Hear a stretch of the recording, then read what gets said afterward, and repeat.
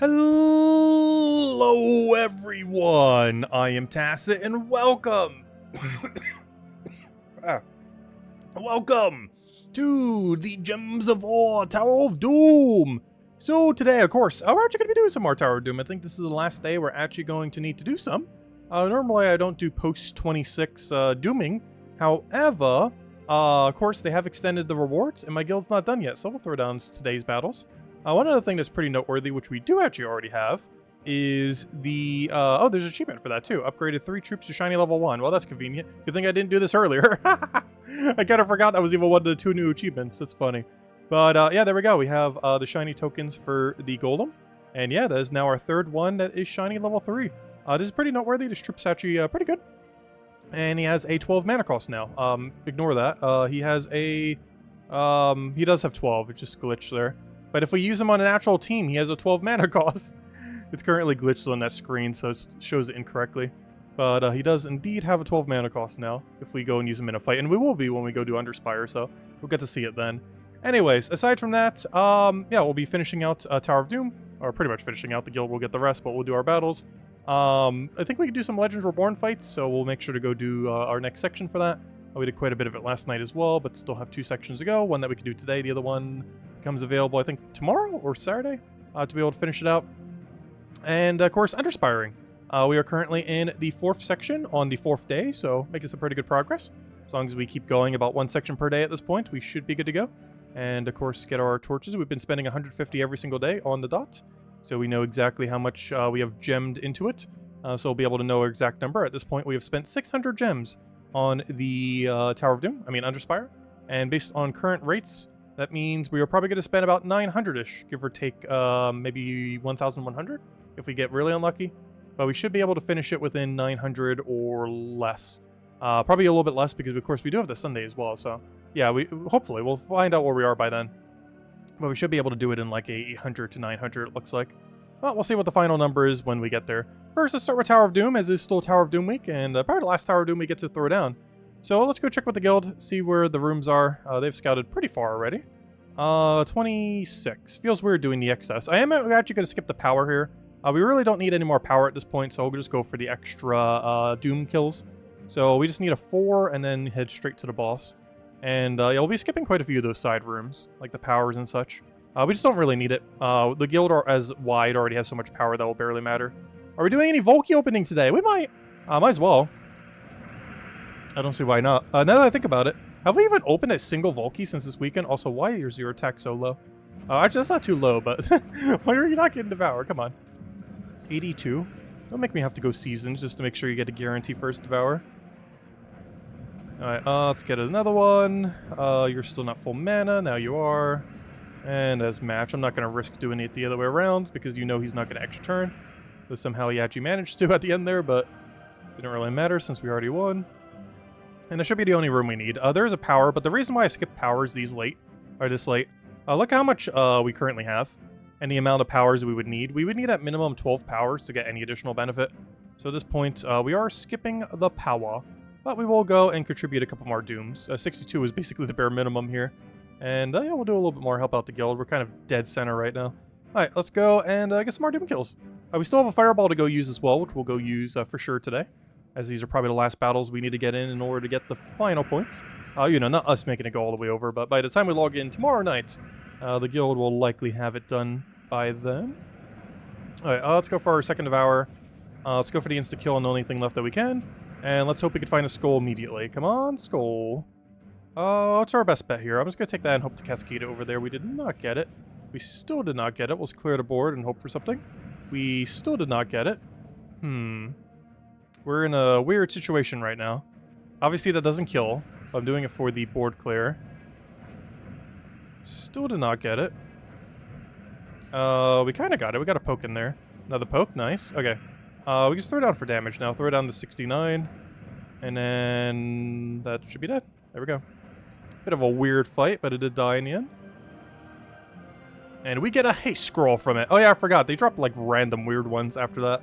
But hey, a haste. That's even more sigils to go use. How convenient. Alright, 27. We only have a 5, and then we can move forward. Also, hello everyone. I didn't say hellos yet. Hope you guys have been having a wonderful week. Almost the weekend. Hello Florian. Hello Lester. Hello Cookie. Hello, Draco. Hello, yeah. Hello, Maximus. But yeah, we'll open some Vault keys tonight. Might as well. We haven't actually opened any since Vault Weekend. Hello, Daddy Shark. Hello, Cookie. Hello, Earthbound. Hello, everyone else. Welcome, welcome. What's the level Shiny 2 for the Jeweled Golem? I actually don't know. Does anyone know if any place has data mined it yet? Because last I checked, Terran's World doesn't have it. Which I really would have expected that place to have it. But has any place data mined and, like, put them all up somewheres? Because I have not seen one yet. Like what all the buffs are for the 33 shiny troops that currently exist within the game. Oh yeah, that reminds me. They sent a mail today because of some issue with one of the things. Forgot to read this, but you probably already saw it yourself. But anyways, hello adventurer! The Adana Kingdom Pass troops were intended to release in chess last week. However, they failed to appear. We have found they got caught up dealing with the Spark Grinder's crazy inventions. We have solved the issue. Thank you, off switches. And they are now appearing in chess as intended. Here is a copy of the General Edison as an apology for the issue. And there we go, General Edison. I believe this was the legend from the previous pass. So when we had the Kingdom Pass, well, they kind of just explained that. But the previous Kingdom Pass legend, which, you know, is the paywalled one, yeah, you'd even get a single copy of it. So yeah, if you for free to play, this was like the first time you could have gotten it. And apparently it wasn't in Drop Table last week. It should have been. But there we go. And now everyone has a guarantee copy of it. That's a little bit annoying because if you were trying to max him last week, he isn't. But, you know, just throw a blue orb on him and you're good to go. And I highly doubt you're ever going to need a team with more than one of them. Hello, Jamie. Hello, Isabel. Hello, Chris. Welcome, welcome, welcome. Okay, so let's go finish out Tower of Doom. This will be the last of the Dooms we do all week. Section 27. Is there any other room we need to take? Nope, there's absolutely none. Let's move forward. And we're still running this team. Unfortunately, it's going to be a little bit annoying against the Doom itself. As we don't really have a good way to kill the Doom. Not to mention there are two things with immune to devour, the Doom itself and the other guy there. However, if we can get that other guy cursed, we can actually get away with this. So I'm going to do something weird. I am going to cast this, but I'm not going to... Oh, wait. I meant to target last slot. What I was going to do... Oh, whoops. What I was going to do before I accidentally killed that thing was cast Catharix, or whatever his name is, in order to curse it so it could have devoured all three so that we would have had more attack value. What happened was, for whatever reason, I just thought Impervious had immune to insta-kill for a second there, and I just killed him with an insta-kill, which he does not have immune against. The Doom does. If I try doing on this, he's going to live. But, like, if I do this right now, he's going to live. But, yeah, I forgot that he doesn't have the same effect. Not sure how I forgot something so obvious, but, whoops. And, there we go. Let's not do that mistake next battle. Whoops. What do we have here? 28. Also, thank you for the continued support, Earthbound. Greatly appreciated. Also, hello, Ricardo. Welcome, welcome. What are we doing here? We have a 27? No, 28. Oh, we just did 27. Well, they're both 5, so it doesn't make any difference. So we'll take this one. Looks like we're going to go up to like 30-something. We'll have to see how far we scouted overall. Because we might actually hit a dead end. Not sure how far my guild scouted. They scouted a decent bit. But we actually have a good amount of sigils right now, especially for skipping some of the rooms, like power rooms and such. We don't really need them. Alright, there's going to be Angry Mob rolling. And cast it again. That should be all the power we need to win. Let me kill Shagra here. Actually, we'll kill you first. Then we'll kill Shagra. Not sure that really mattered much. But we do get slightly more attack value that way. Because if you devour something with 0 attack, or, you know, if you devour something that's entangled, you do not gain any attack value. Because their attack value at the moment counts as 0. So you don't get any. There's a lot of weird interactions with Entangle. One really funny one, similar to Web. You cannot actually lower the attack of something that is entangled. So if something has 100 attack, and they're entangled, and then you lower it by 50, and then they become unentangled, they actually still have 100 attack. Their attack does not get reduced. And same for Web. If you reduce something's magic while it is webbed, it does not reduce its magic. Simply comes back with its full amount. Okay, let me not make the same mistake again. So I'm going to devour you. I'm going to insta-kill the thing with immune to insta-kill, so that we could curse this. How do we not curse it? Wait, what? I'm confused. Oh wait, no, I killed him on accident. No. Gosh, the billing mistakes. I did it again. But wow, I made the same mistake twice. But wait, why did he not get cursed? I'm confused as to why he didn't get cursed, though. Obviously, this thing wouldn't get cursed. But why did this thing not get cursed? Impervious does not have immune to curse. I am so confused as to what happened there. Well, I'll find out in the next Doom fight, especially if we keep getting haste. We're getting a lot of haste. Okay, 29. Let's see, we're scouted up to 33. And we're currently at 29. Okay, what do we have here? Power, I'm skipping, so I just need the 3. Oh, we're getting so many powers here all of a sudden for some reason. Oh, we got a lucky over there. That you don't want to skip. That's a double Doom kill right there. Another lucky right there. Oh, never mind. Never mind. This is just a correction on it. Oh, 2 luckies in a row, though, still. Never mind. Nice. Alright, anyways, let's keep going. Let's see. So 29, we need just a 3 because I'm skipping the power. Let's take this one. By the way, that was,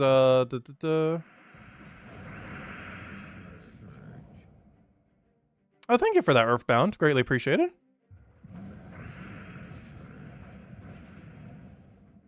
Let's see. We'll take that one over.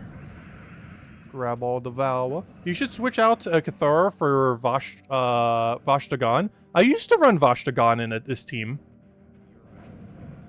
Though currently, of course, I'm running the new guy. But yeah, I used to run Vashtagan. We even ran it for Guild War a couple times before. It's still pretty good. I just wanted to give the new guy a little bit of a chance. Because we used him with a Vashtagan a lot in the past. It's one of the only few good viable Vashtagan teams. Because at the end, you can sacrifice your Iron Gut for a bunch of damage using Vashtagan. Because one of the biggest gimmicks he has is actually Iron Gut plus Vashtagan. Because you get the curses that your Iron Gut needs. And then the Iron Gut gives the HP that your Vashtagan needs. And it ends up working out really, really well. You can only use it in this mode, though. If you try doing it in Underworld, you can only do it on the final fight. So it's more so only in modes where your battle gets reset every time. Which, luckily, Tower of Doom is one of those locations. Because you can't do the same in Underworld, otherwise, you know, you lose your Iron Gut permanently for the run. I'll take a brown over there. But this should still work out. All I have to do is make sure to curse correctly. I'm not sure what happened on that previous time we didn't land curse, though, but we should be able to get it this time. So first, let me go get Iron Gut the full, because the plan is to, if I can not mess it up for like the 3rd time in a row. No! He was entangled, though, so that's slightly unfortunate. But if I do this, and then curse him off of this, and now he's cursed, we can now devour him. And unfortunately, I devoured one of them that had Entangle on it, which might be good to switch out to Elementalist now. I actually actively need them not getting entangled, oddly enough. Oh, you better not die to Death Mark. That would make this very annoying. Luckily, it hasn't yet. We'd still win even if he did. It would just make this fight way more annoying than it is. And there we go. I mean, we need to go run some cleanse on Hero. We got a life scroll. Almost never see those things, gosh. We're at 30. 30 is just 3 because we're skipping power to steepen. So we're just taking the 3, moving on to the room. And this just allows us to get more dooms for our current number of sigils, as the powers at this point give so little benefit that it's better spent doing the dooms. Because we'd basically, as a guild, have to take like 14 powers at this point to get 1 buff. Whereas, or technically 4 buffs in a sense. But comparatively, if we just move forward more, we get more dooms.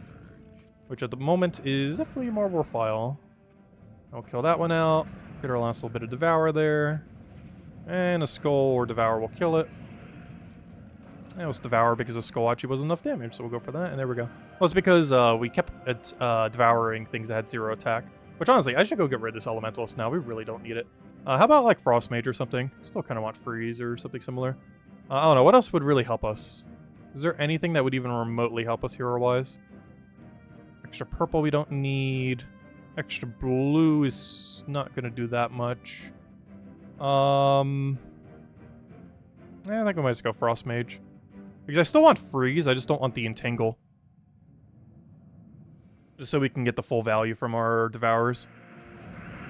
Because otherwise we occasionally get gypped on attack value. So, get your Devour. Alright, this will be the first time we can actually do this battle properly now.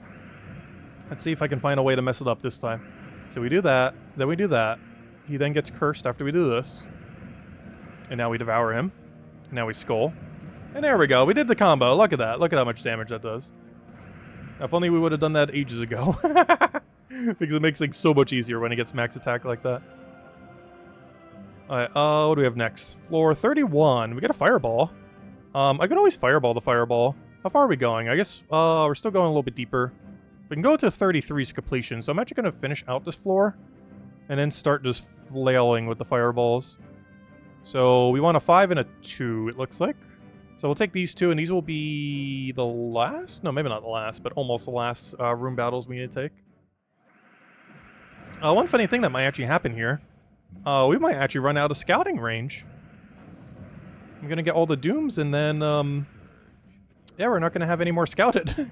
Which is rare to happen. We're going to be in an awkward situation like earlier, too.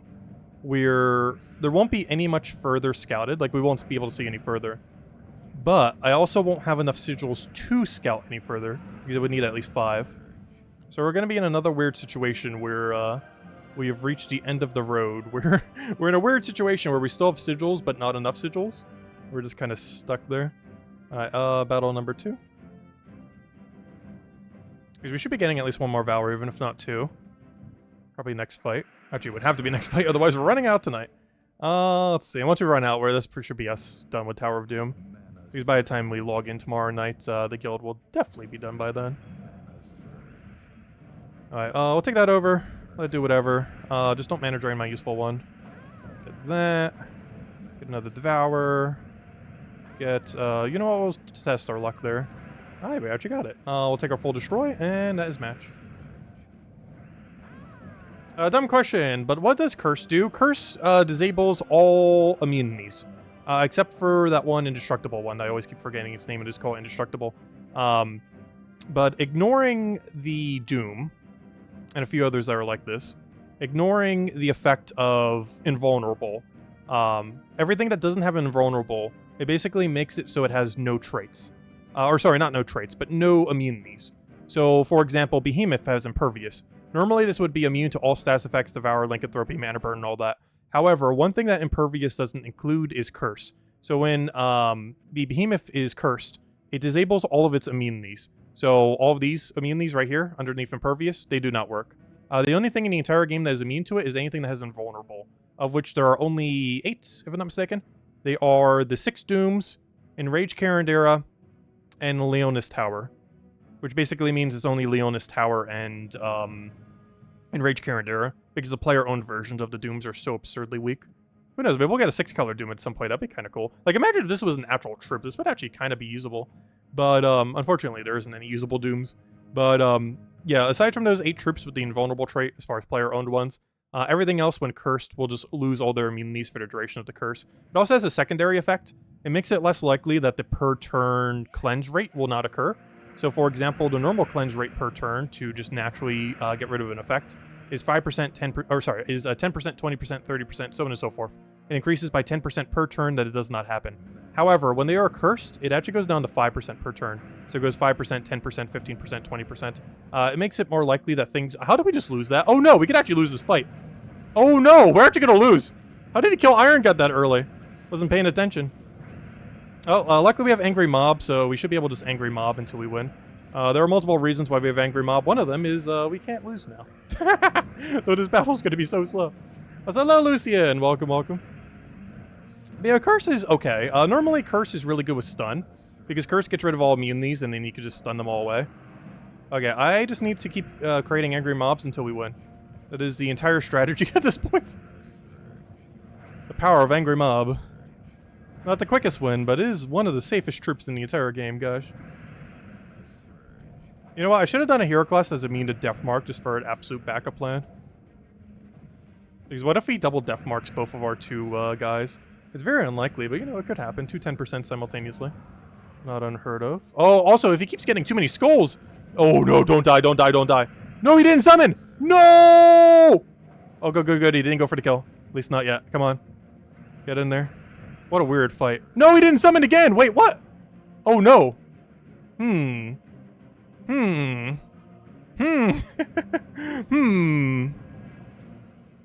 We got a problem. This is the Valraven fight, too, for 2 extra sigils. It's not too big a deal if we lose this, though, ultimately. But, I would like to not lose it. I'll take that one over. Okay, that's fine. He didn't really do much. He doesn't have that much mana right now, though he does get mana from literally everything. No, the extra turn into more mana. Oh no, he died to Death Mark! Wait, is he one-shot Skull? Yeah, I don't have skull reduction. Wait, 207? Does 207 kill us? Does he kill us with 1 skull? I'm pretty sure he does. What's the math here? 207... You have no skull reduction. Though you do have huge, so if we can get that rolling, as well as we get more stats per skull. Yeah, currently we only have exactly 200, so I would need to go gain, like 2 skulls to have enough durability. Though he'd also be dead by then. How much damage does your ability do? 110? Okay, we'll survive that. That's fine. We basically have to take a skull and then see where the board is. Okay, he'll do a thing. Okay. Now, do we risk it all? This is an absolute last resort button. The next person to take a skull wins, though if he gets full mana, he also wins. I just need to bait him into over there. He didn't go for it. Oh, perfect. There we go. What a fight. Mistakes have been made. There we got a haste scroll. Oh, there we go. Feels weird getting a haste from those fights, but yeah, that's something that can happen at the later range, isn't it? Because normally you just get a doom for it, but after 25 you get random other things. And we've been getting a lot of haste. It's like our 3rd or 4th haste above 25. Anyways, what do we have here? We're in battle number 32. So I do want to take this lucky. So how many more fights do we have left? There are 6 battles we have to do. So I can... Yeah, I do all 3 of these battles, and then I fireball. Yeah, I save the fireballs for next floor then. Assuming we don't lose here. Gosh, I hope Iron Gut better not die immediately. We're at 32, so we just need 5 and 2 then. Let's take 5, take 2. It'll be good to go. I don't need to switch up the team. It'll be fine. Use the correct one? Wait, it's wrong. Use the correct one. What's wrong with it? Let's see. We need red. Oh, we might as well just take the red then. Alright, let's get our Iron Gut Devourer. Let's not have that thing die again on us. It died so ridiculously early. Though I guess we are at the point where they, like, what, 2 skull us? Because he has no reduction? So I gotta be really careful with that. 2 skulls and he just dies. Alright, there's the lucky. We already knew that. 32 is 2. So we'll take this one. Hello, Wilson! Welcome. Hello, Analyst. Welcome as well. I should have used the ring for the extra armor. Yeah, we can use it to try to get out of kill range. He did ultimately die to Death Mark before we had the chance to really use him, though. But, yeah, if it's enough to get out of kill range, it would be worth using.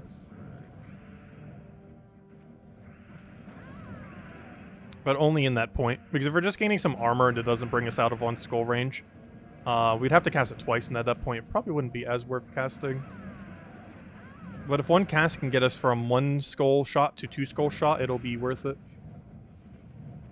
And we are forced to have to use the ring. Not in these earlier fights, but against the Doom in order to double the points. Alright, because even in these later battles, it's still relevant. Let's hope we get a Valraven here. Otherwise, I'm going to double Fireball into a dead end. Like, right into the boss fight and not be able to do it yet. Alright, so yeah, we just go forward here. Let's hope this is a Valraven. It's not too big of an issue if it isn't. This just means it's probably the last Doom we're doing. Nope. Well, Valraven. Nice. Okay, we do get to get 2 more kills then. Perfect. And we'll have 1 single sigil left that we don't get to use. That's assuming we win this fight, though, so let's be careful. And actually win. Alright, let me take the skull. I'm not taking any chances. I'm not letting them have any value. So we just take a red here. Red on Iron Gut. Get the Devourer immediately. Doing it on you, just because I actually don't care if Valraven does something here. Like, ideally we still wanted to die, but the other thing's more of a threat at the moment. So we'll do that. I need you to not die. Because I need to curse it. And our best... Oh, no. I'm just going to kill it. We have too much value to do that. It's still going to die in 2 skulls regardless, so... And that's match. Oh, that was a really long turn. Another haste! Wow, we got a lot of sigils. We just got another 3 all at once. And this is as far as we have scouted. Oh, no, never mind. We actually have further scouted. Oh, wow, really? Oh, never mind. There's a few more. Oh, he's literally scouting right now. No wonder why. I was going to say, I thought that's as far as we have scouted. Well, it was until he scouted like 17 minutes ago. Let's see. Literally scouting as we're streaming. Alright, what are we on right now? 33, so we need a 4 and a 3. I'm just going to fireball these. But then again, now that we have 3 sigils again, we don't need to fireball them. We can keep going and fireball the next one. And just fireball, I guess I could fireball Boof, since they'll probably be the last ones we go for. So I guess we're going to fireball Power. But yeah, let's go finish out this floor. So what was this? 33, so we need a 4 and a 3. Take the 4, take the 3, take this one, take the other one in the corner. Hello, Logic Slayer. Welcome, welcome. Alright, so, what do we need here? What do we need? We'll take the brown. We don't need that. Gotta make sure not to give them skulls. Though in this earlier fight, they actually don't do that much, so I guess we can give them skulls if we want. Not too big a deal. Get our Devourer on the guy that entangles us. That'd be really bad. And that's basically match at this point. Start poking them down. That thing has a 0% extra turn rate. And there we go. And there's our guarantee luck. And now where's our guarantee unlock? We have 4 and 3. Also, wow, we have 80 Doom kills. I don't think I've ever... Actually, yeah, I've had over 100 one week. But with the double, it is so easy to get that now. Like, even with just tier 4, you can get over 100 now. We did the math earlier. I think you only needed like 70-ish per person or something. It was somewhere around there. Which isn't too bad. We already got like 62 or 64, whatever it was, off of tier 4. Like bare minimum, just off of yesterday. Like just getting to, you know, 25 completion was already almost all the points we needed. Like at this point, we did way more than what we need. Some other people in the guild are lower, so it'll help move it up. Alright, 33, and the other one is a 3. Oh, wait, never mind, we already took it. Well, now this is probably our final battle, unless there's a Valraven here. We still get to throw down some fireballs, but we don't actually get to fight anything. Yep, no Valraven. So unless we get a haste from this, which would be so perfect. Please tell me this is a haste. We don't actually scout what they are, because it's guaranteed to occur. But I am actually curious. Oh, you've got to be kidding me. Is that really the only move on the board? What a horrible starting board. Look at this. Oh, no, no. Oh, come on. Am I missing something here? There are currently 2 moves on the entire starting board. One of them is a yellow into giving him skull, and the other one is purple into giving him skull. I guess I take this and try for double brown. Am I missing something? Or is this starting board one of the worst we've ever seen? That is so bad. Luckily he doesn't die to one shot, but he will get 2-shotted. Well, we're about to lose this fight. There's already the first shot. Come on, I need that Devourer. You know what, I'm just gonna stall a turn instead of angry mobbing. As stalling a turn gives us a better chance that he won't kill us. And now we go for our Devourer, please land. Yeah, there we go. Okay, we should be fine now. Yeah, that fixed our whole issue, because now we Devour again. It needs to kill you. We get 0 mana again. Unfortunate. Let's go explode all the thingies. Get another Iron Gut because he's cursed, and also before he casts. And we'll get the last little bit of mana there. Doesn't matter if you poke us, because we have infinite HP now, pretty much. And by infinite, I mean... oh, wait, why'd I do that? That was a complete waste. Whoops. And by infinite, I mean 1,000 HP, 1,000 attack. I mean 1,000 HP, 1,000 defense. So we're pretty much good to go. If we could just find a skull, that'd be great. I'm going for it. No, it missed! Why did I expect anything less? No! My main win condition! Oh, wait, we actually have to fight now. Wait.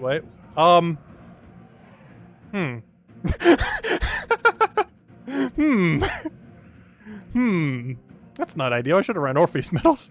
I didn't think we'd get that unlucky, but, yeah, that can happen. Got a problem here. Double Death Mark, Death, same turn. I don't think we have enough damage output this time. We'd have to hit him, like, 7 times. Before he hits us, like, 3 times. That's probably not happening. Unless this guy figures out how to land extra turn. Let's see. How do we want to move this? Actually, I want to take this to keep more browns on the board so we have a higher extra turn chance. That's not what I meant, but sure. That one from Sky is not what I meant by that, but we'll take it. I think I just go for this. No, we missed. So why would you expect anything less? Okay, we are in one-shot range and def marked. And I would have to hit him 7 times before he hits us once. And we're dead. And he got extra turn. Double skull. Yeah, we die. Oh, I don't even get to use my fireballs now. Oh, that's unfortunate. That's good enough for now. The guild will have the rest done.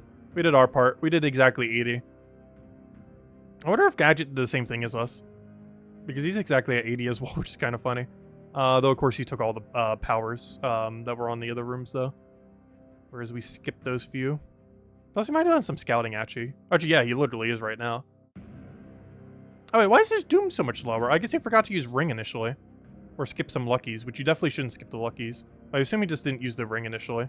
Because I wouldn't be surprised if some people forgot. This is the first time Tower of Doom has been a Ring requirement. And hey, we almost got the highest in our guild. If we would have not failed there, we would have been tied with 82 with all the other bare minimum people. But we lost one. Oh well, that's fine. We didn't use a particularly safe team, so... If we would have tanked up a little, we would have been fine, but... It's fine. Because the rest of the guild will get it in. Also, wow, why are these so bad? I guess I'll take the pet food. Because why not? Let's go kill this out real quick. Alright, so next order of business. I guess we'll do Underspire. See what we can do for that. We are currently halfway through the Underspire. With a 600 gem cost as of today. So making pretty good progress. Our goal is to try to get under 1,000, which should be really doable. I hope to always be under 1,000 at this point. I think last week it was as well, but I didn't keep track of the number. Ideally, we even want to aim for like under 900 or under 800 if we can. Oh, so hello, Supernova, if I didn't already say hi. Welcome, welcome, welcome. Hey, yeah, it happens. That's what happens when you take the rush team all the way to the higher level range. Not ideal. The easiest way to get around that would have just been to run 3 Orpheus. I actually used to run that sometimes in the past. And probably should bring it out if we do any more fights. I don't think we're going to need any more fights. Also, since we're kind of doing dailies, I might as well take out Dungeon real quick for the top 3. Oh, nope. It's time to play Guess That Door. Who knows? But actually, can I even hand out an extra code? I still haven't gotten more codes from... I almost said Kafka again. Jetto still hasn't given me more codes yet. All I have left are like 6 Sharky codes, and that's it. Guess that door. Welcome to the game show. Guess that door. Is it 4, 5, or 6? There we go. Let's see which door the lucky Dragonite is behind today. And while we're waiting, is there any other thing we could do real quick? Oh yeah, we have a Thursday class event. I should probably not ignore it. Let's go actually do it. Not all of it right now, but let's poke like the first set. So I'm just going to be running Dawnbringer and 2 Gob Trumpers. You could technically even run 4 Gob Trumpers for the first and I believe almost second set. If you really wanted to. But we're basically just running a Dawnbringer rush team. Oh, a lot of votes on 4 today. A lot of votes on 4. Wait, why am I doing that when we have a better win condition? Because it wouldn't make sense to keep casting him if we only have 3. Unless we can get a Skull Poke in there. Which I guess, yeah, if we have that on starting board, take Skull and then Gob Trumper 3 times. Otherwise, get Dawnbringer to full mana. Oh, you know what? Yeah, I'll try doing it that way. He'll eventually set himself into a trap. As we see some really juicy mana at the beginning. Otherwise, we might as well just Skull into triple Gob Trumper. And having a team set up this way gives us the option of doing either. So we'll kill you. Oh, you don't have your revive when you're at this range, do you? I was gonna say, I was hoping I would get a Skull there. Luckily, we got it right at the end.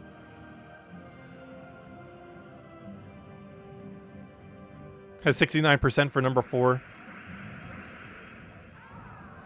Full mana Dawnbringer turn 1. Love to see it. I'll finish up this fight and then we'll go back to, I guess, do door number 4, it looks like. Or should we do the opposite? Because so far, the win rate on opposite door has been so high lately.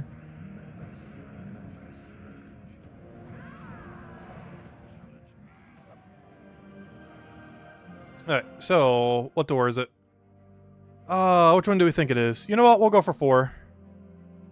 No, it was 6. Actually, let's see. Which one is the lowest on the poll right now? End poll.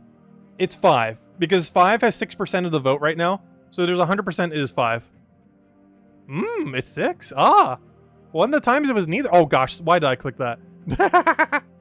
This is one of the few times it was neither. That's really rare. The highest vote and lowest vote were both wrong. It was the middle number vote. The 23% that said 6. Alright, well, let's go clear these out with Zolgoth, I guess. Luckily, they both have immune, so we don't have to worry about it. Actually, one nice thing about Zolgoth Catharix, between both of them, you aren't silenced on any color. Even though you're silenced on your mana accumulators, potentially, if you're not running like Angry Mob or something similar. But even though you might be silenced on your mana accumulators, neither of them are silenced at all. So you still cover every color, even while being silenced initially. Which is pretty nice. Fortunately, they don't gain the mana the quickest, obviously. I kind of needed that. That's very unfortunate. About to click the mana button. Let's do plan B, which is take Skull, then take that, then hope you land extra turn. Has he landed a single extra turn all day? I'm pretty sure he's not. I still find it insane his how low the extra turn rate is. It is absurdly bad. I still don't know what I think of that mythic. We haven't even covered a video on him yet, mostly because I don't know how to comprehend what that mythic is. It is the best worst mythic I've ever seen. Like, it's definitely top 10 strongest mythic in the game while simultaneously being so bad. So absurdly bad. Let's see. We'll take a Leprechaun. Like, I don't feel like there's any troop even remotely like him. Like, I don't even feel like, what's his name? I don't even feel like Fairy Godmother is in the same category as that thing. Because that's another, like, high-risk, high-reward one. But it's set up in a much different way than how Catharix is.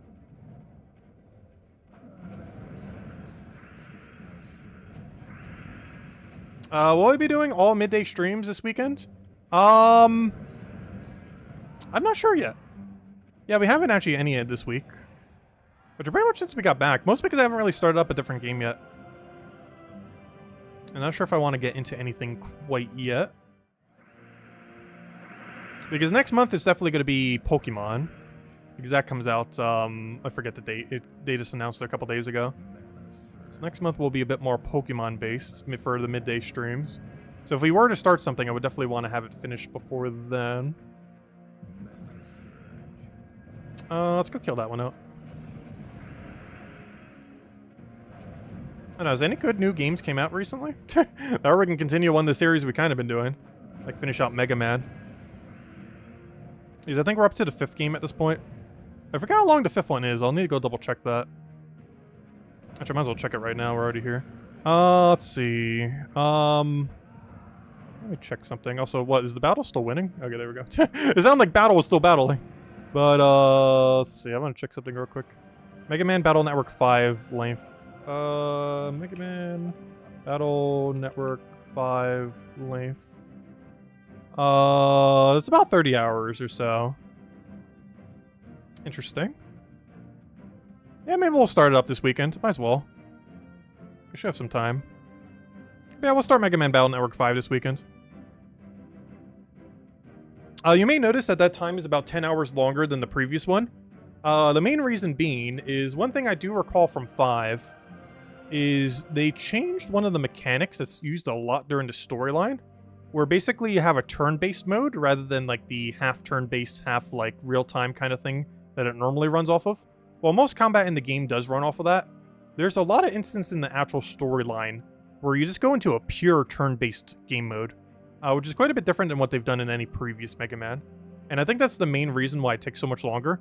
As I do recall those battles being pretty long. I think each segment's like a half an hour to an hour every time you have to do one of them. And I think you have to do like 5, if not more of them, during the entire campaign. And there might even be some in post-game, but we probably won't touch that. At least not yet anyways. Not sure if we'll revisit any of them. I remember 3 having a pretty good post-game. Which was the first one we ever did. I don't recall how good it was for 4 and 5. Someone did bring to my attention, we didn't get the true ending for 4 though. Because you actually have to play through the game twice to get the true ending for that one. And of course we only went through it once. I'm not sure if I would go through it again just for a slightly different ending. I know I did when I was younger, but it was like, what, 20 showers? Anyways, what we're doing? Let's go and we did that. Let's see. Wait, let me go finish out the class event. Get our free 25 gems.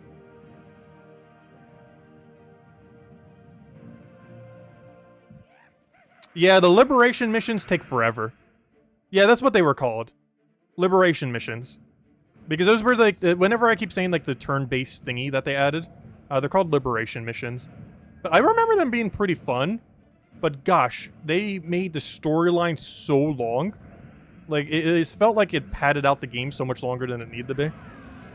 Not necessarily in a bad way, but in a way that felt less like Mega Man. It was like the first thing that they did that kind of diverged from like the normal formula.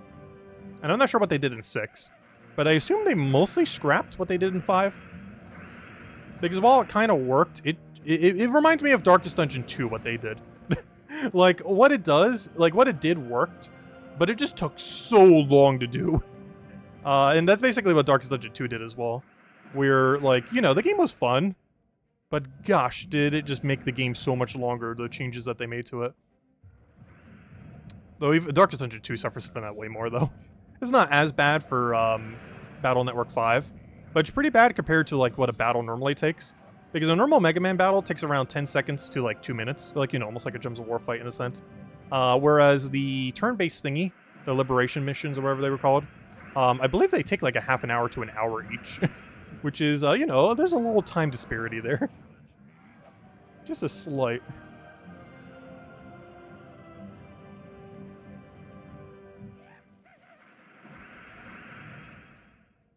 You got a new game after work and lost track of time? What new game you been playing? Any new good indie games recently? I don't feel like I played an indie game in a while. The last indie game we played was Dave the Diver, which I'm not even sure if you would call that an indie game. Because it kind of is, but also they had like a backing of like a slightly bigger company as well. But it's mostly an indie team for the most part. Let's see. We'll take this one. It's almost like the equivalent of when, like, Devolver Digital buys out a game. Well, not exactly to that extent. Let's see. I'll take that one over.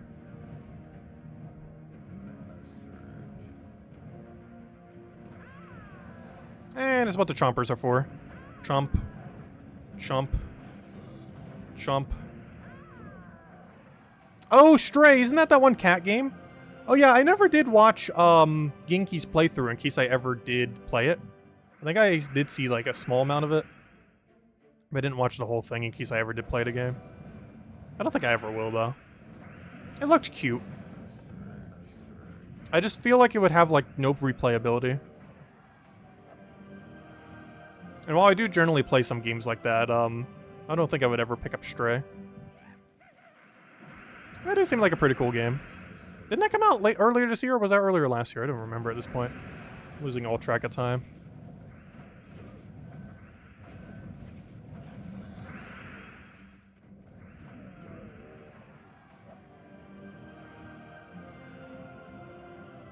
Hello, Anthony. Welcome as well.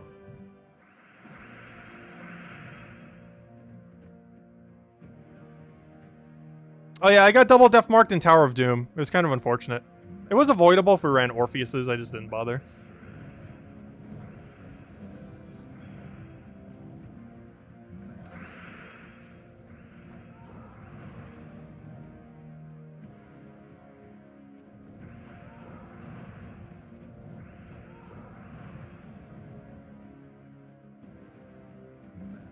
Yeah, the last game I played that had a pretty good storyline, I'd probably say Xenoblade Chronicles 3, which came out pretty much a year prior to now.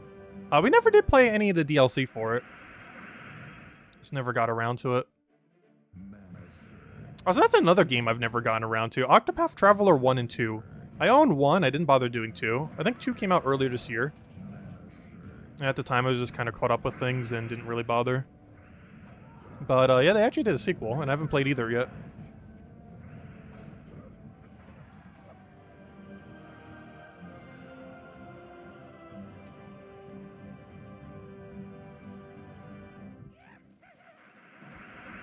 Let's see. I'll take the brown. But yeah, I do want to finish out the Mega Man series. Especially 6, because I've actually never played 6.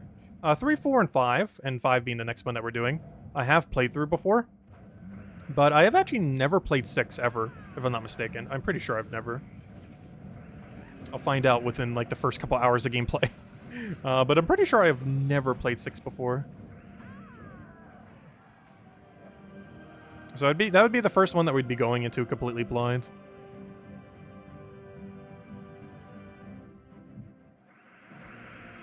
Yeah, I recall all of them had something pretty good.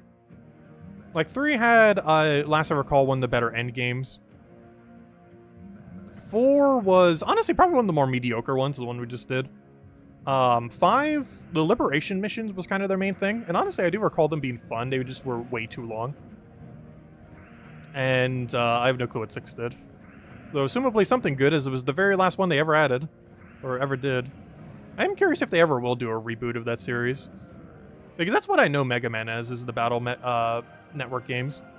Like, I've never played a single platforming Mega Man, which is pretty much what everyone thinks of when they think Mega Man. It's like, oh, the platformer. And when I think of Mega Man, it's like, oh yeah, the turn-based strategy thing.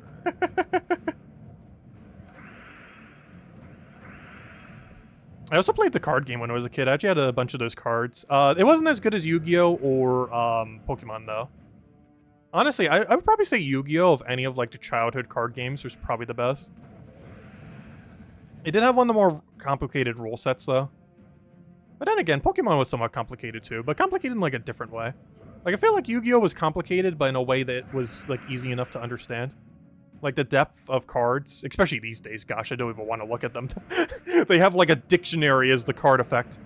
But even back in the day, like, it was a lot simpler, because you kind of knew what would happen. The average card had a text line that was measured in sentences rather than paragraphs. And, you know, you can kind of understand what was going on at any given time. I don't think I would like modern Yu-Gi-Oh! Though, where you have to read a dictionary per card to understand. Where the text, you might need a microscope to actually see the amount of text that is on each card and how many effects it has.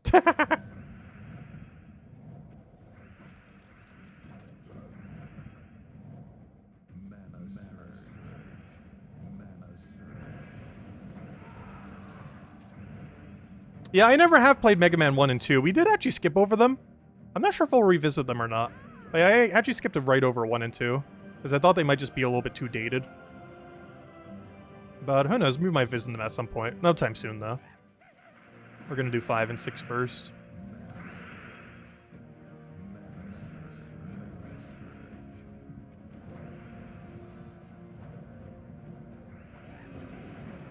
Oh, I'll kill the other one out.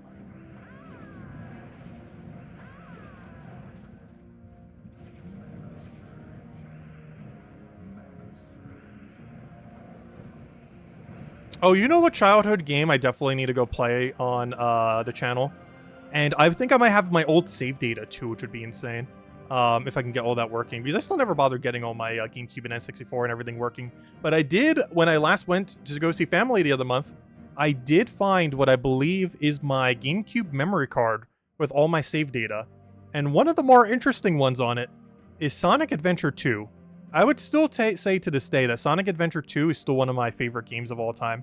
And I have the Steam version as well, so if we can't get it working on GameCube, the original GameCube one, we will do the Steam one instead. However, if we can get the GameCube one working, yeah, I kind of want to revisit that. Because that was a really good game. And for whatever reason, that we'll still not understand to this day, they did a Chow Garden in that game, which is probably the most noteworthy thing that they did. Basically, you can almost consider it like Gems of War's kingdom system, in that every single mechanic in the entire game ties to it. Basically, every reason you do everything ties into, you know, the overlapping, like, main gimmick of the game. And for that game, everything you ever did was because of the Chow Garden. If you go and play through a stage, you get resources for the Chow Garden. If you kill something, you get something for your Chow Garden. If you find, like, a random pet, you get it for your Chow Garden. You use rings for things in your Chow Garden. Like, every single thing just works so perfectly like it, kind of like how the power system does for Gems of War. And it was one of the best systems for a gameplay loop that I've ever seen in a game. And for whatever reason, it has been 2 decades, and the Sonic franchise has never done it again, which I do not understand at all. They basically had a near-perfect formula, maybe not absolute perfect, but, you know, a really solid formula for gameplay loop that everyone loved, that is still, like, renowned to this day. It was, like, one of, like, the fan-favorite mechanics they've ever had. And they have never brought it back in over 2 decades. I don't understand why. Like, I understand, like, okay, maybe, like, the next game they didn't, or the next several. But it has been 2 decades, and they still haven't brought back the Chow Garden or any similar, like, overlapping mechanic ever. And I've also pretty much never played a Sonic game since then, because they keep not adding Chow Garden. Anyways, what we're doing, we did that. Oh, you know what? Let me go do these fights. Let's go do these fights. And then we need to go do Underspire.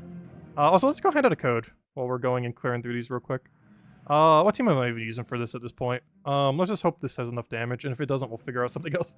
But here you guys go. Have a redeem code. Oh, I need to go open my redeem code section. Oh yeah, remember when I said, like, the other month, when my other computer sometimes does the Windows update, and then it doesn't actually do the update? Well, it did it again.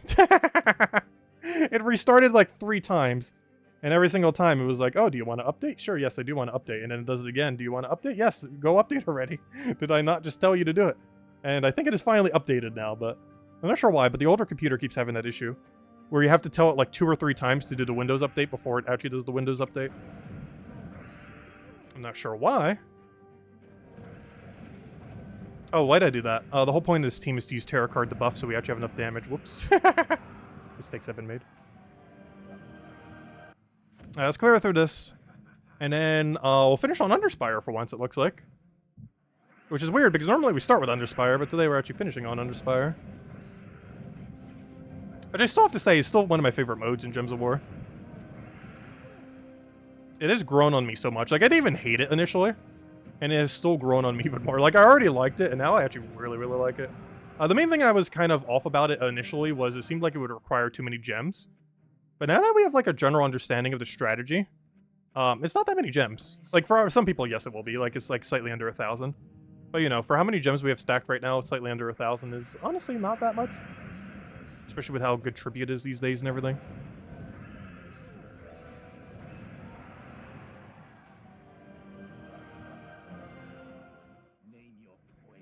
Oh, you mean Mega Man 1, the platformer, the really OG one? I think I've seen footage of that game before. I've never actually played it, though. I have owned an NES, but I didn't own an NES back when NES was a thing. So I never really got the chance to play, like, almost anything on it. Because even for me, when I was younger, NES was basically dated by the time I was a kid. Like, we already had, like, the N64 graphics. We were already to the point where we're getting to, like, GameCube-level graphics. And, well, that's not the best. It's way better than what NES had. So even by then, it was kind of getting dated.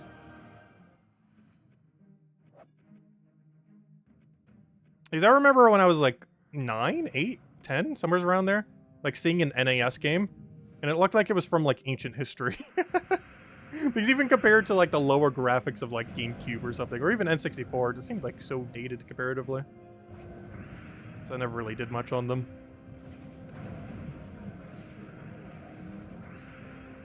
So how is there so few greens? Did you just deny green or something? I can't even cast the thing because I know it's not going to work, so I might as well just double cast the Diamantina.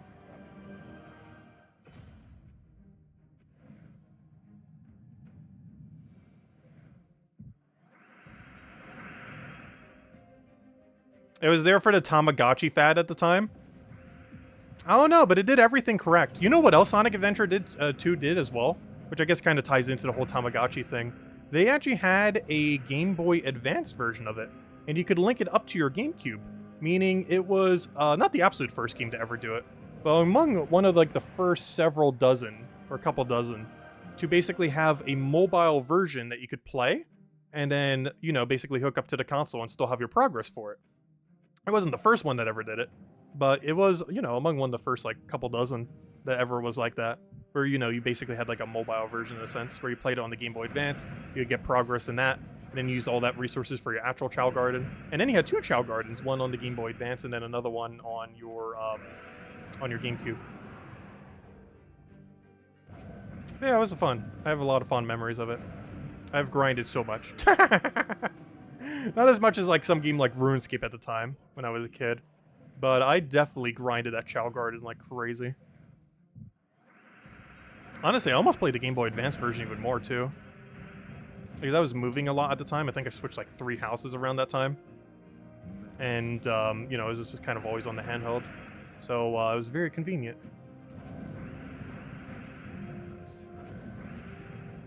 For the guess the door, you did 6. Well, 6 is correct. Not sure if you peeked though. Okay. Can you get some? Can something get full mana so we can win this fight? This battle is not supposed to take this long. It's supposed to be like insta-kill, auto-win fights.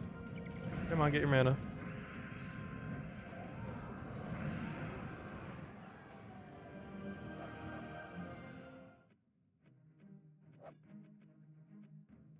It's going to be worth it in the end, though. We need the upgraded Bork. Got to get those magic levels. Hey, hello, Bill. Welcome, welcome.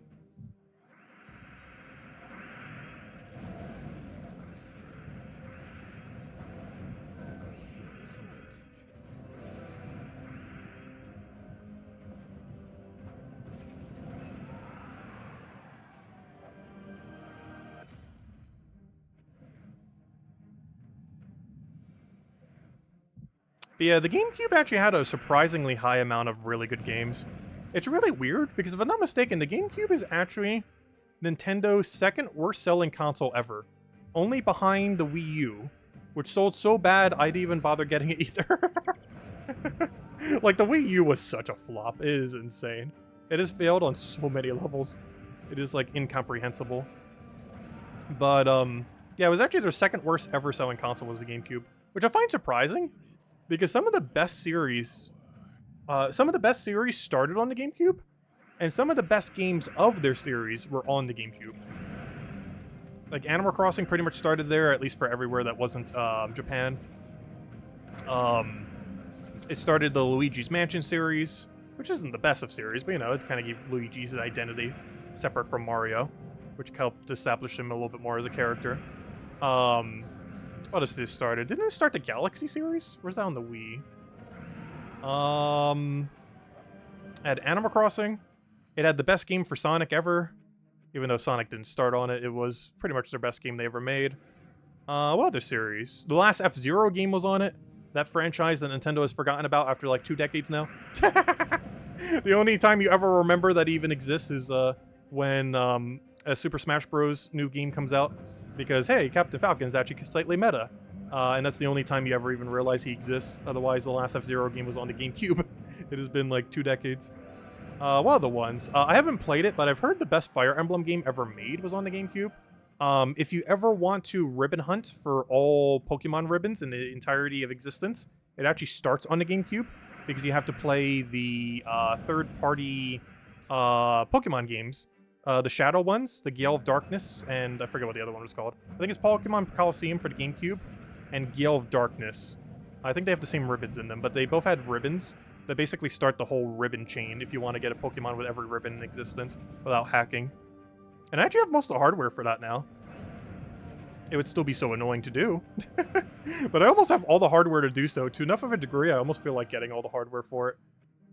And making that like a month project when I feel like I have nothing to do in a given month. That would take a while, though. I would also ideally want to find save files of already completed Gen 4, 5, 6, and 7. Because I haven't found my old Gen 4. I did find my old Gen 3, though. And completed files would just save, like, a lot of time. I'd probably still replay through the games at some point. But having already completed files would very simplify it. Let's see. Also, when I was mentioning web earlier, I actually can't cast this right now in order to gain more magic on Diamantina. And the reason for that is web will actually block all the magic gain. While I can't lose magic on my Diamantina, I also cannot gain magic. And also for the duration, of course, also has 0 magic. And now it does, so let's do that. Get our mana. And that's a match.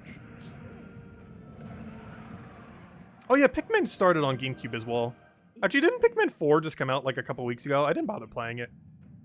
I was kind of hesitant on Pikmin 3 as well. It does look like Pikmin 4 kind of fixed some things and made it more like Pikmin 2. Because my main complaint with Pikmin 3 was it wasn't Pikmin 2. Like, Pikmin 2 was like the best one they ever made, and they made 4 more like 2. But my biggest thing kind of keeping me away from 4 is they added a dog mechanic. And it just feels like such a gimmick. And it makes me not want to play it, because they're obviously doing it just to like appeal to a wider audience. A lot of what they did with that game was simply to appeal to a wider audience, rather than to like the micromanagement kind of thing that they like were originally appealing to. And while it does have a wider appeal, the original appeal that the game has, I feel like, isn't really there anymore. And 3 didn't really have it either. Like, 1 was basically their tech demo for the series. 2 is when they actually did it correctly. 3, oh no. It just didn't really do what 2 did. Like, it was when they were started to make it slightly more generalized. And 4 is when they made it, like, all in. Like, okay, we need this to appeal to a wider audience. But it kind of got rid of the identity of what made Pikmin originally. Because Pikmin 2 was a brutal game. It was actually decently hard. Not like the hardest game in existence, but for the scaling of difficulty on an average Nintendo game, it was pretty high up there. You never liked the GameCube controller? Oh, I actually personally love the GameCube controller. It's a really weird one, though, I do have to say. It is probably one of the weirdest controllers ever made that isn't an N64 controller. N64 controller is definitely the weirdest one Nintendo has ever made by far, not hands down. But it is definitely the second weirdest controller they've ever made. But honestly, I kind of like it. It did what it needed to do.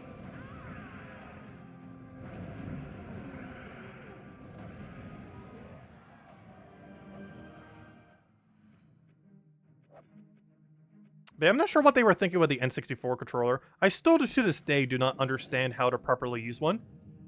Because you basically have it in a way where you can't possibly use every button simultaneously. It is physically impossible, unless you grow a third hand, to actively use every button on an N64 controller.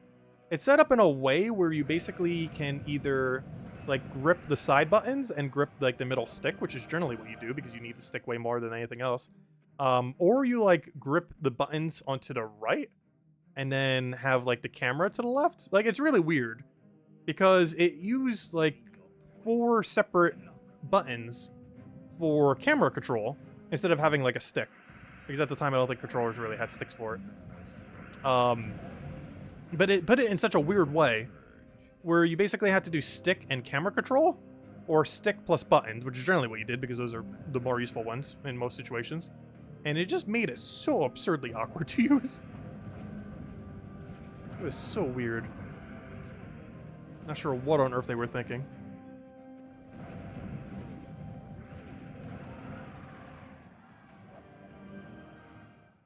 Luckily, they never did something like that again.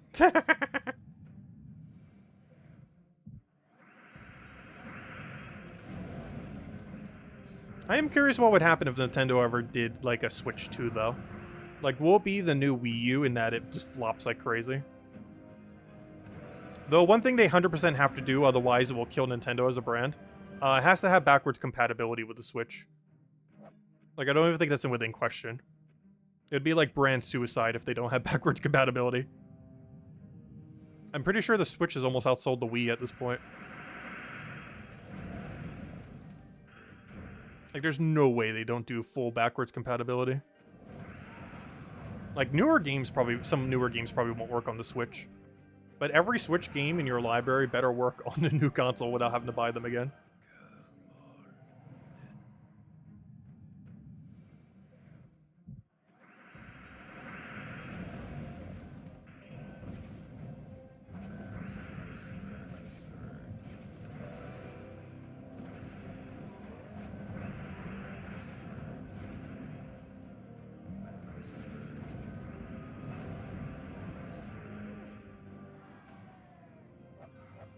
The N64 controller was the best vibrator in the world. That actually is true. That vibrator pack was insane. So, the N64 by default has no vibrations, but it has a pack that you can put on the back of it. There's a few different interchangeable gadgets you could put on it. One of them was a card reader, so you can actually play like Pokemon Yellow, Red, and all those kind of things on your big TV. So that was nice. So instead of playing it on a little screen that was dimly lit, you could play it on the TV, which was kind of cool. It was one of the first instances of that. Not the absolute first, but, you know, among one of the earlier ones of that. And it basically was almost like what the Switch is right now, where you could basically just play your game on the go and then, you know, hook it up to your TV and you're good to go. They didn't do that for every game, but all the Pokemon games got it. From Yellow all the way to Silver and Gold. Or I should say from, I guess, Red and Blue all the way to Silver and Gold, I should say. But, yeah, it was kind of cool. And yeah, there's a few other different attachments, but one of the more noteworthy ones is the vibrator, or the vibrating controller thing, whatever it is, whatever they called it. But yeah, that thing was intense.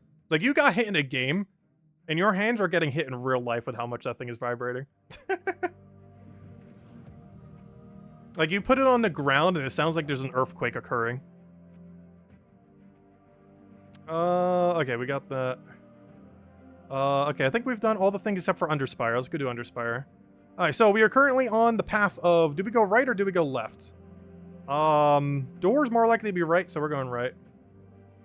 The boss room's probably to left, but let's go this way first.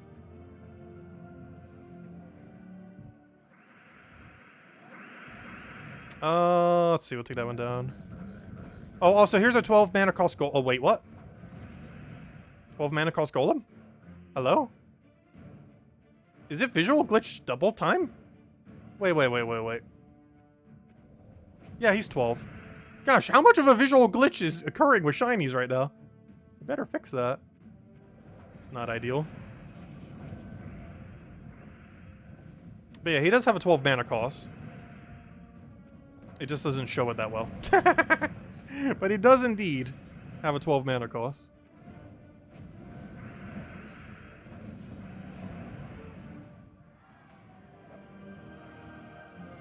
Alright, I'm not liking where this is going, but that's not going to stop me from keep going in that direction.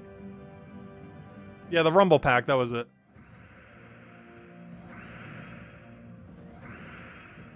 Yeah, that thing was pretty insane.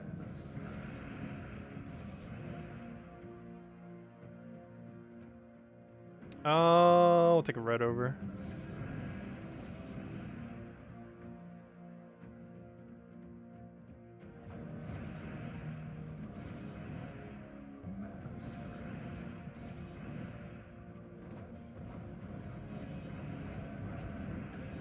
Oh yeah, I was originally going to sell it, but I figured for when we finally do it on the channel, we'll go and use it.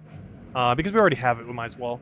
But the controller for the GameCube, once we finally get all that working and good to go, I'm actually going to use the really good wireless controller. They go for about like $100 to $250 these days. And I have one in mint unopened condition, though the box is a little bit beat up. And I didn't bother selling it, so I was like, you know what, I might as well just use that at this point. But it was the best GameCube controller ever made. And yeah, the Wavebird. And I believe speedrunners actually use it, which is one of the reasons why it has any value whatsoever. And yeah, I'm going to open mine instead of selling it. So when we actually do everything, we're going to be using it with the best controller that GameCube ever made. And it's wireless as well, which is nice. But yeah, I believe speedrunners use it, which is why it still holds so much value. Because people going for world records on normal hardware, it's best to use the Wavebird, as it's the best official GameCube controller ever made. And there's only a limited supply of them left. But yeah, instead of selling it, we're going to use it. Because might as well. It's actually worth more than a GameCube, which is kind of insane. Because there's actually more GameCubes in circulation these days than how many working controllers are left of that thing.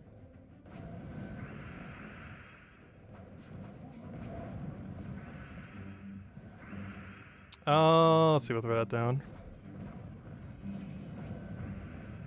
I would love to get some alignment here. I see a 5, if it'll ever let me. Alright, let's go for you. Put down the other one.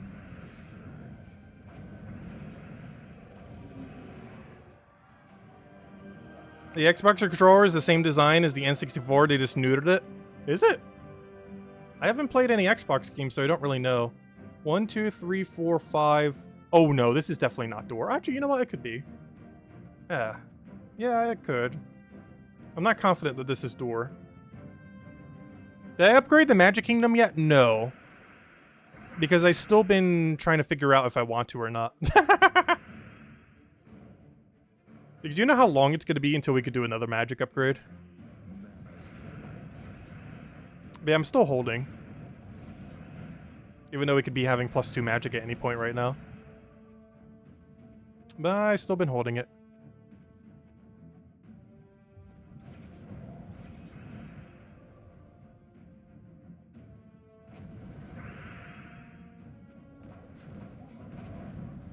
I better make a Wavebird opening video?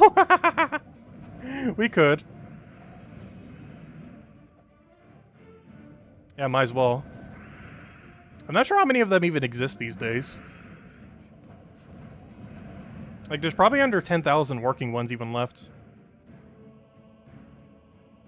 Because they only last for like a couple years or so, once you actually like start using it. I can throw that down.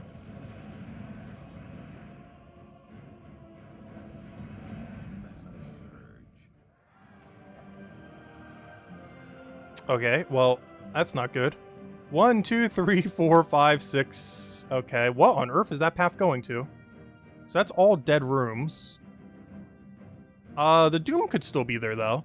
Because this is primary path, so 1, 2, 3, 4, 5. You know what? I'm gonna move one more. And the reason being is this is almost guaranteed the Doom. It's either Doom or Merchant, and hopefully it's Doom. It could also just be Dead End, but let's hope it is Doom. Because this is 6 off. It's weird that it keeps going.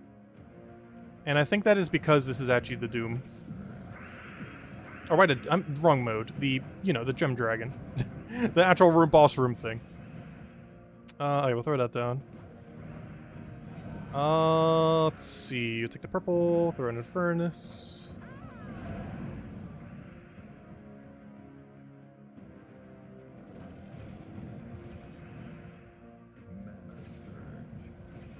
Did I see the Discord message? No.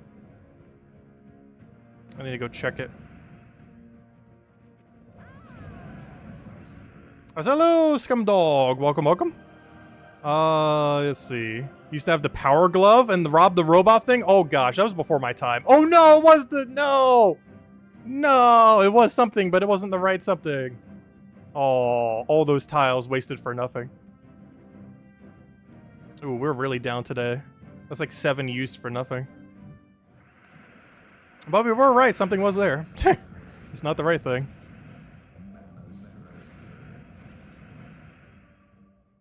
Let's see.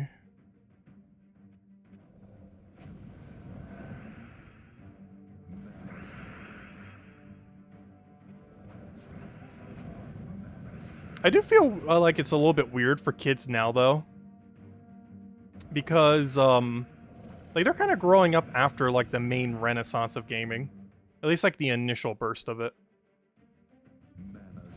Because they're in, like, a weird in-between where we haven't fully fleshed out virtual reality, but they're also past, like, the main renaissance of when gaming started. So they're in, like, a weird in-between where they're kind of just waiting for everything to be digital.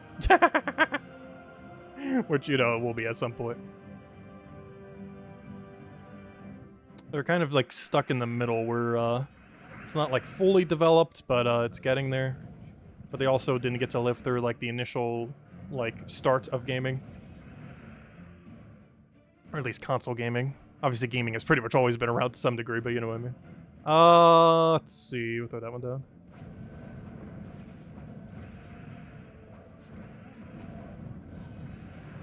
Because I lived in an era where even though I didn't play like things like the NES, it was like easily accessible. And I still got to play it, I just wasn't like at that exact point when it started. But I still had access to things like that pretty easily. Whereas nowadays, an average kid can't just go to a GameStop and be like, oh hey, there's like this thing on like super sale that they're just trying to get rid of. Let me go pick that up.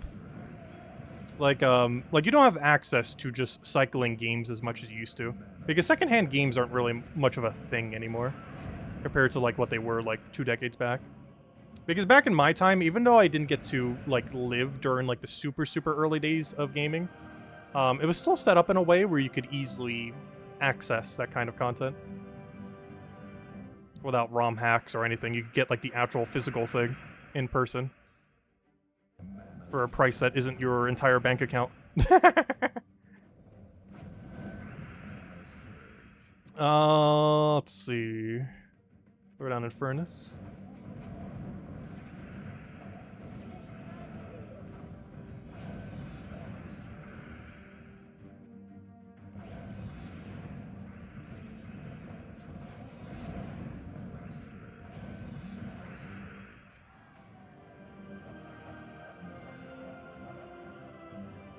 Alright, well, that was obviously a dead end. That was 100% a dead end right there.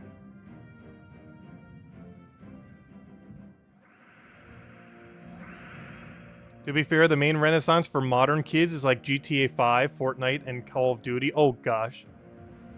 What a combination of games. What's kind of funny is I've actually never played a single one of those three. I still have never played a Grand Theft Auto game. I don't really play shooter games, so I've never really tried Fortnite. And Call of Duty for a pretty similar reason. Let's see. Though I feel like modern kids, one of their biggest games would probably be Minecraft. As far as ones that shaped it a lot.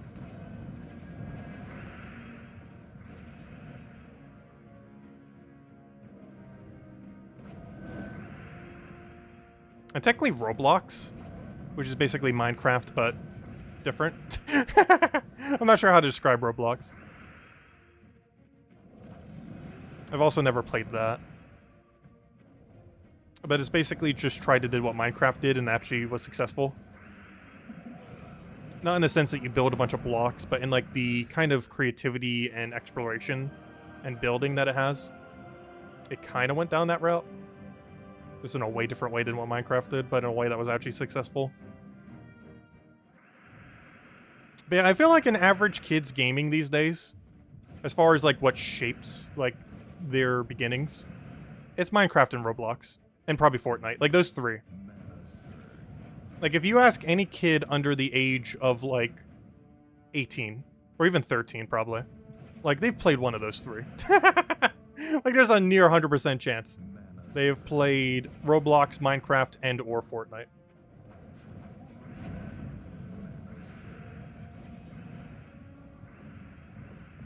What do we need here? Do we even have alignment? Oh, that's good enough.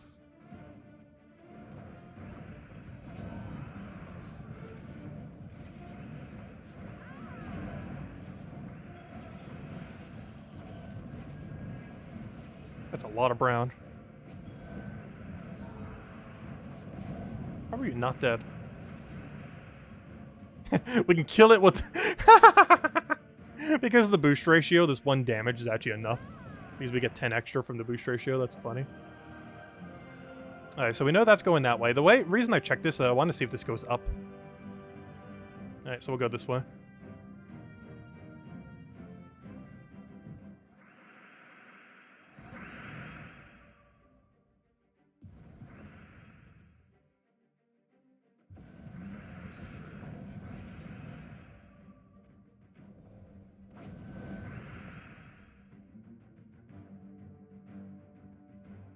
The Oculus is kind of like a New Day Power Glove. To some degree, it kind of is. I am really curious to see where VR goes in like another decade or two. I've never done anything with VR yet.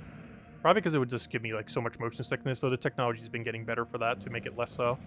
But I'm really curious where that's going to be in like a decade from now. Because VR and augmented reality, or AR, is starting to become a lot more popular. As far as development and everything.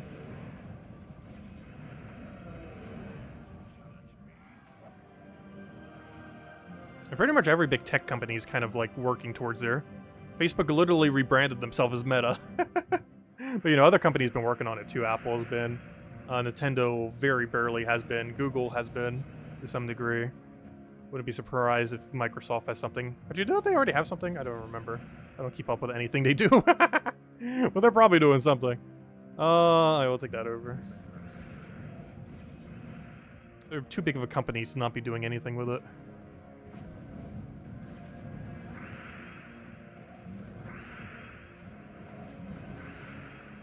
Yeah, VR systems are still pretty high.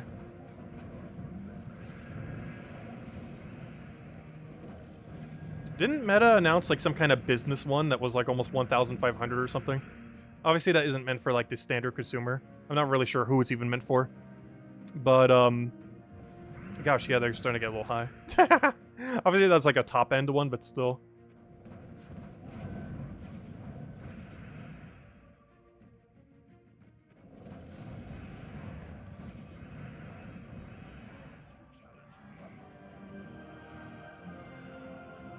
Hmm. 2 rooms going the same direction. You know what? This place has more paths. I'm going right. Wait. Yo, no. Wait. Yeah. It's gonna go up. We can go this way still. The metaverse is dead. Oh yeah, Meta's metaverse? Yeah, I wouldn't be surprised if that is completely dead. I have no clue what Facebook is doing. It's kind of like Twitter trying to rebrand itself as a porn site. Like, what are they trying to do? They're literally just a big black X.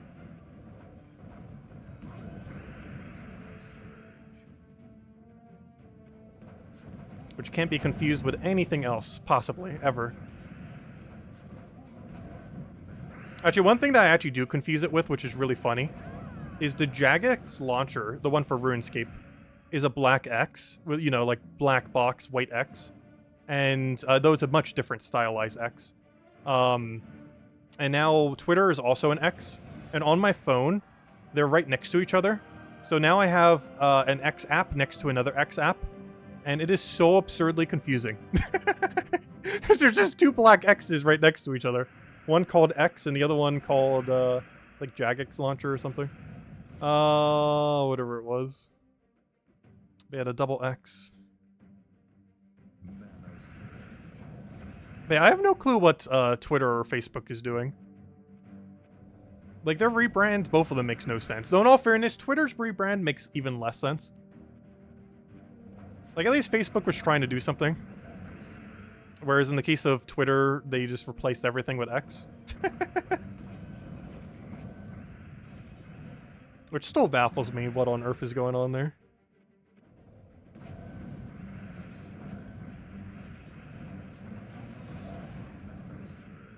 We'll throw another furnace down.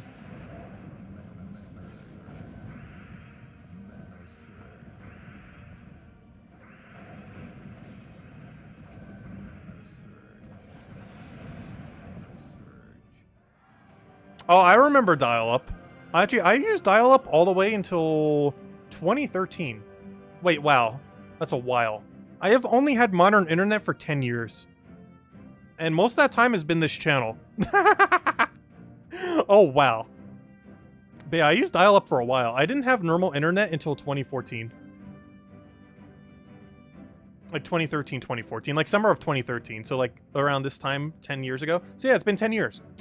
So I have only had modern internet for 10 years now. 1, 2, 3, 4, 5. There's a chance. We'll go for it. But I've only had modern internet for 10 years. Which means only a third of my life, basically, I've had modern internet. The other 2 decades, almost, was all dial-up. But yeah, that was hell. Oh, gosh. That was, like, the worst experience ever.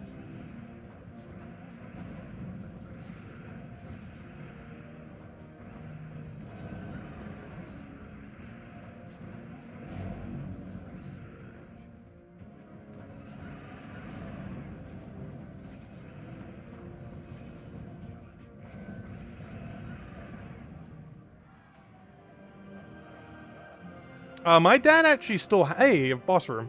My dad actually still has his AOL account, I'm pretty sure. I think he still uses it for eBay.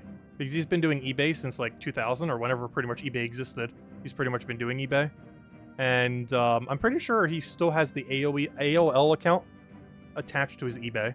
I am pretty sure. Because he's been selling on it for, like, 2 decades now. And I've also sold on it before.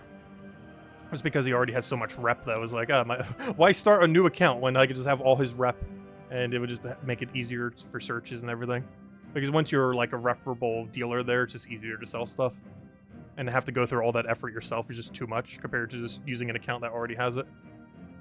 Actually, I wouldn't be surprised if there's an underground market for selling eBay accounts that are like referable sellers. Just so that people like can skip past that process. Luckily, I was just able to use my dad's account. Anyways, let's see. Let's go in here. We don't need to change anything, right? Yeah, this isn't a special fight. And this isn't the one we need a lantern yet anyway, so...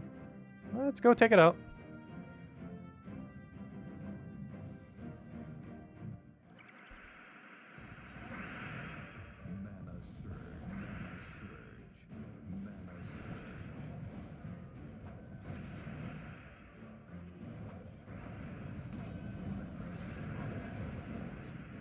I would love if you stop hitting.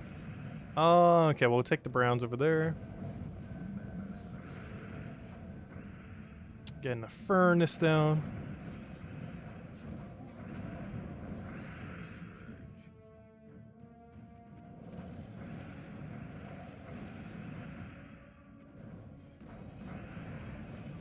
No, he ruined my browns. But never mind, there's still a batch of 4 right there, the exact same spot.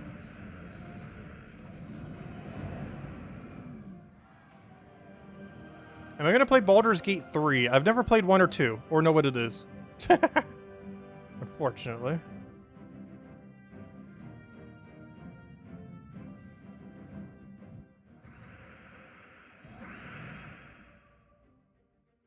What was the AOL called before they became AOL? Oh, I don't remember. They were AOL by the time my time hit.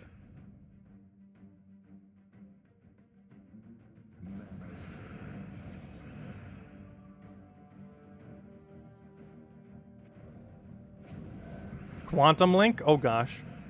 Yeah, that's ancient. I've never heard that.